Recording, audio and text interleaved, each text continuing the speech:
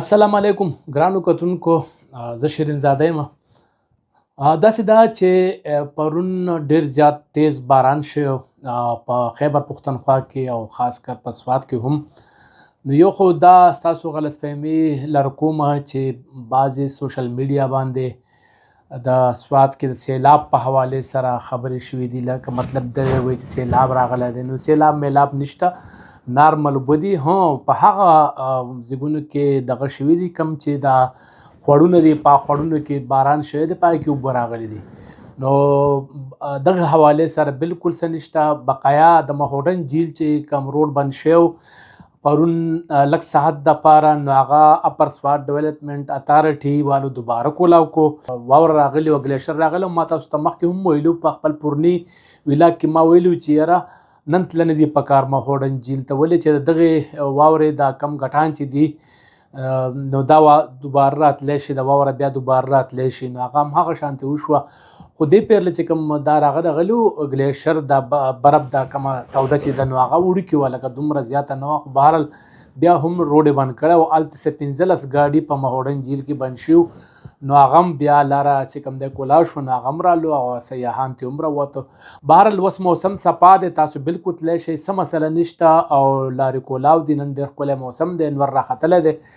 خو د لارو په حوالې سره تاسو لږ اپډیټ کوم چې ناران کاغان ته لاره بنده ده. هلته ډېر زیات بالاکوټ کې ډېر طوفاني بارانونه شوي دي، موسلادار چې ورته وایي، دا جپاړي باران چې ورته وایي، تندرونه را پریوتي دي. نو هغې کې ښه پوره نقصانونه شوي دي. بل د هریپور سایډ ته چې کوم دی نو دغه شوي ده، موسلادار بارش شوی دی، نو هلته کې هم نقصانونه شوي دي. نو دغه طرف باندې احتیاط کوئ. نور تاسو چې سفر کوئ نو صرف دغه ګورئ چې باران په ټایم کې سفر مه کوئ بس، او چې باران ودرېږي بیا سفر کوئ، څه مسله نه وي. او پرون چې کوم بارانونه شو نو هغه ډېر زیات تیز و باران و. نو د توقع وه چې یاره دی به څه نه څه نقصانات کړي، خو د الله شکر دی ډېر زیات نقصانات نه دي شوي، خو بهرحال بیا هم څه نه څه نقصانات شوي دي. نو په دغه حوالې سره مې تاسو اپډیټ کولی چې ما وی یاره د موسم په حوالې سره نن موسم صفا دی.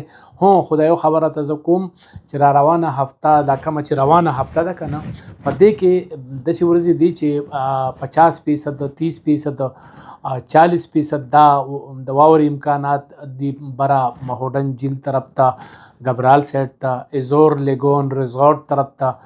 نو په دې علاقو باندې په لوګا طرف ته د واورې امکان شته.